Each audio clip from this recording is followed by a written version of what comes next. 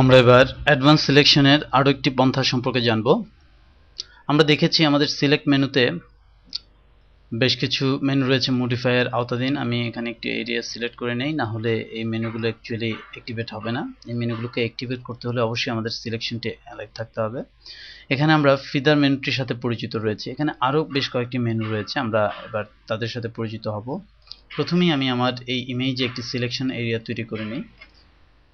আমি শিফট চেপে আমি ম্যাজিক ওয়ান টুলসটি ব্যবহার করে আমার যে প্রত্যাশিত সিলেকশন সেটি তৈরি করছি এবং কন্ট্রোল শিফট আই চেপে আমি কেবলমাত্র বাটনটিকে কপি করছি, কন্ট্রোল সি, এবং আমি একটি নতুন ডকুমেন্ট নিচ্ছি যার পিক্সেল 600 বাই 600 করে দিচ্ছি এবং এখানে আমি একটি ব্যাকগ্রাউন্ড প্রয়োগ করে রাখছি। কারণ হচ্ছে ব্যাকগ্রাউন্ডটি প্রয়োগ থাকলে আমি যখন কোনো একটি লেয়ারকে পেস্ট করব আমি দেখতে পাবো যে এখানে অ্যাকচুয়ালি কি কি এসেছে, অর্থাৎ কি কি ইনফরমেশন এসেছে।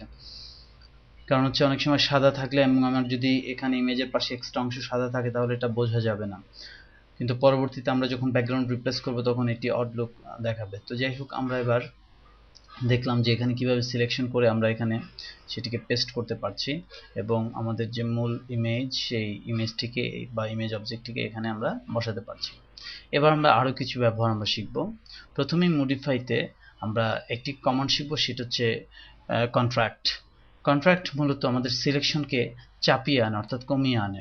ধরুন আমার সিলেকশনটি এখন যে অবস্থায় আছে আমি দেখেছি, এবার আমি একে 5 পিক্সেল কন্ট্রাক্ট করলাম। লক্ষ্য করুন আমার সিলেকশন ভিতরের দিকে 5 পিক্সেল চলে আসলো, চারদিক থেকে ভিতরে 5 পিক্সেল চলে আসলো।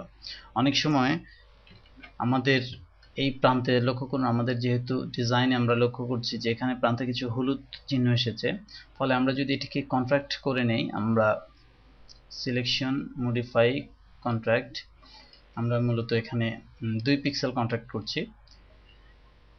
এবার যদি এটিকে কপি করি এবং আমরা আমাদের পেস্ট করে আমরা এই দুটো ইমেজের মধ্যে পার্থক্য যদি লক্ষ্য করি, আমরা দেখব যে এখানে কিন্তু সেই হলুদ অংশটি এবং চারদিকে যে কর্নার যে হলুদ অংশগুলো এগুলো আর নাই। অর্থাৎ এই কন্ট্রাক্টের মাধ্যমে আমি মূলত আমার সিলেকশনকে একটু কমিয়ে এনেছি, অর্থাৎ আমার ইমেজে ইনফরমেশন কিছুটা কম এসেছে, বাট আমার যে অতিরিক্ত যে অংশ আছে সেই অংশগুলো আমরা এখান থেকে দূর করতে সক্ষম হয়েছি।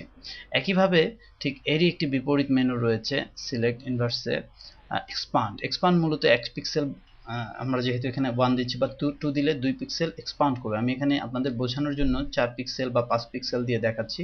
লক্ষ্য করুন আমার সিলেকশন, আমার মূল যে সিলেকশন থেকে সেখান থেকে মূল সিলেকশন থেকে 5 পিক্সেল বেড়ে গেছে।